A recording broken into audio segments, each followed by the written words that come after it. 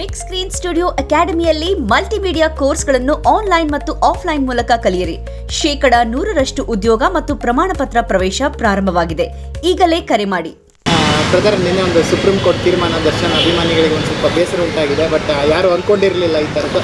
But ಈ ಘಟನೆ ಬಗ್ಗೆ ಅಭಿಮಾನಿಯಾಗಿ ಏನು ಹೇಳ್ತೀರಾ ಅನ್ನೋದು? ತುಂಬ ಬೇಜಾರಾಗುತ್ತೆ. ಇವತ್ತು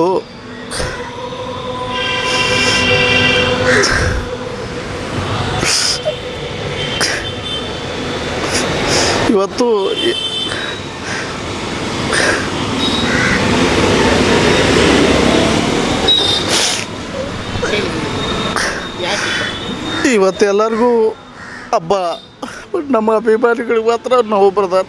ತುಂಬ ಬೇಜಾರಾಗುತ್ತೆ.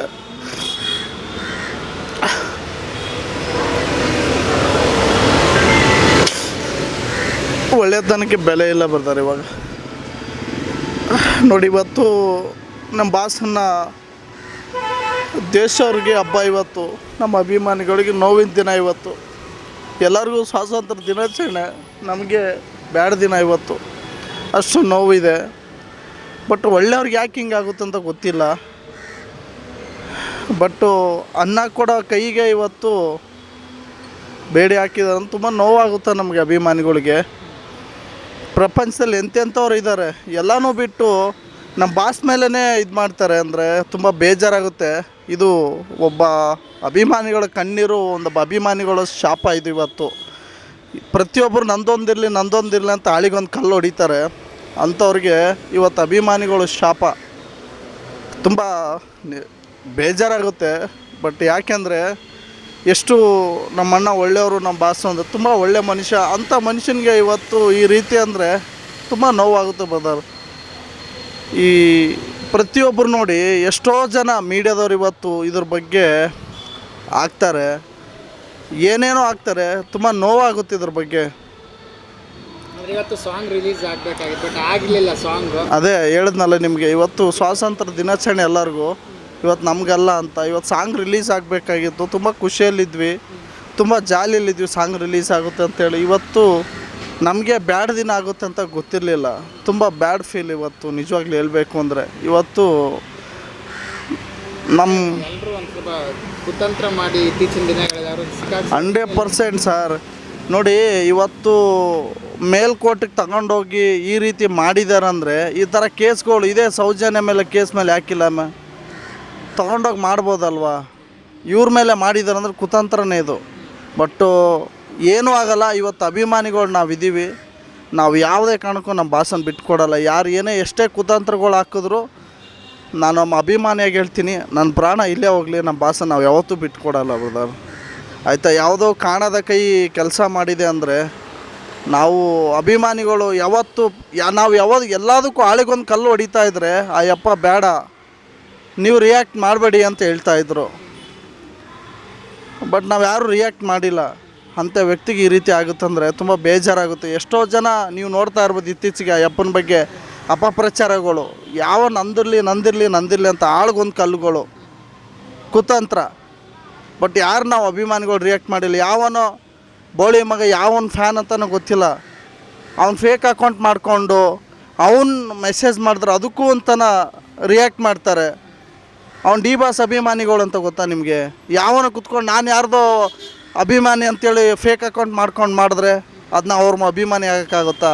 ಡಿ ಬಾಸ್ ಅಭಿಮಾನಿಗಳು ಯಾವತ್ತೂ ಆ ಥರ ಕೆಲಸ ಮಾಡಲ್ಲ. ಯಾಕೆಂದರೆ ನಮ್ಮ ಬಾಸ್ ನಮ್ಗೆ ಯಾವತ್ತೂ ಆ ಥರ ಹೇಳ್ಕೊಟ್ಟಿಲ್ಲ. ಒಬ್ರಿಗೆ ಒಳ್ಳೆಯದನ್ನೇ ಮಾಡ್ತೀವಿ ನಾವು, ಕೆಟ್ಟದ್ದು ಯಾವತ್ತೂ ಮಾಡಿಲ್ಲ. ಬಟ್ ಯಾವನೋ ಕಿತ್ತೋದು ಬೇವರ್ಸಿ ನನ್ನ ಮಗ ಫೇಕ್ ಅಕೌಂಟಿಂದ ಮೆಸೇಜ್ ಮಾಡಿದ್ದಾನೆ ಅಂಥೇಳಿ ಎಲ್ಲರೂ ಹಂಗಿರಲ್ಲ. ಅವ್ನು ಯಾರು ಅಂತಲೇ ಗೊತ್ತಿಲ್ಲ ಅವನು.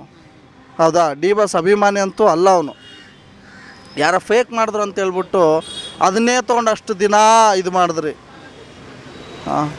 ಅದಕ್ಕೆ ಹೇಳ್ತಿದ್ದೀನಿ ಬ್ರದರ್, ಈ ಕಾಲದಲ್ಲಿ ಒಳ್ಳೆತನಕ್ಕೆ ಇದಕ್ಕೆ ಬೆಲೆ ಇಲ್ಲ ಅಂತ. ಪುಣ್ಯಾತ್ಮ ಎಷ್ಟೋ ಜನಕ್ಕೆ ಅನ್ನ ಕೊಟ್ಟಿದ್ದಾನೆ, ಎಷ್ಟೋ ಅನಾಥಾಶ್ರಮಗಳಿಗೆ ಹೆಲ್ಪ್ ಮಾಡ್ತಿದ್ದಾನೆ. ಅಂಥ ಪುಣ್ಯಾತ್ಮನಿಗೆ ಇವತ್ತು ಈ ಸ್ಥಿತಿ ಬಂದಿದೆ ಅಂದಮೇಲೆ ಒಳ್ಳೆತನಕ್ಕೆ ಬೆಲೆ ಎಲ್ಲಿದೆ ಹೇಳಿ ನೋಡೋಣ? ಒಳ್ಳೆತನಕ್ಕೆ ಬೆಲೆ ಇದೆಯಾ?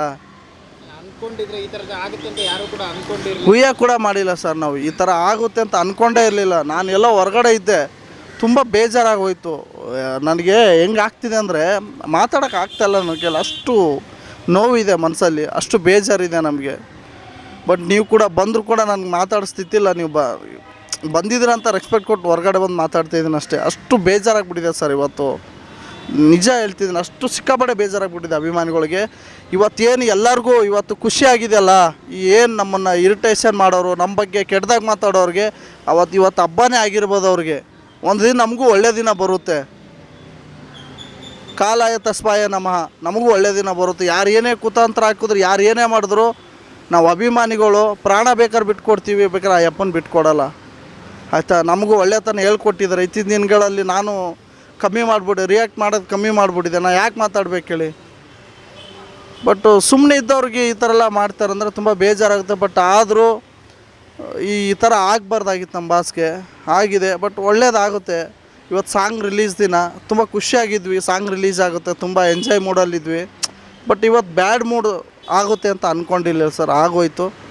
ಪರವಾಗಿಲ್ಲ, ಯಾರು ಏನೇ ಮಾತಾಡಲಿ, ಯಾರು ಏನೇ ತಿಳ್ಕೊಳ್ಳಿ, ನಾವು ಮಾತ್ರ ನಮ್ಮ ಬಾಸನ ಯಾವತ್ತು ಇಲ್ಲಿಟ್ಕೊಂಡು ಪೂಜೆ ಮಾಡ್ತೀವಿ. ಇಲ್ಲಿ ಯಾವತ್ತಿಗೂ ಎದೆಯಲ್ಲಿ ಇಟ್ಕೊಂಡು ಪೂಜೆ ಮಾಡ್ತೀವಿ ನಾವು, ಯಾವತ್ತೂ ಬಿಟ್ಕೊಡಲ್ಲ. ಅವ್ರು ಯಾವತ್ತಿದ್ರೆ ನಮಗೆ ದೇವರೇ. SS ಟಿವಿ, ಸಿನಿಮಾ ಜಗತ್ತಿನ ಕ್ಷಣ ಕ್ಷಣದ ಸುದ್ದಿಯೊಂದಿಗೆ.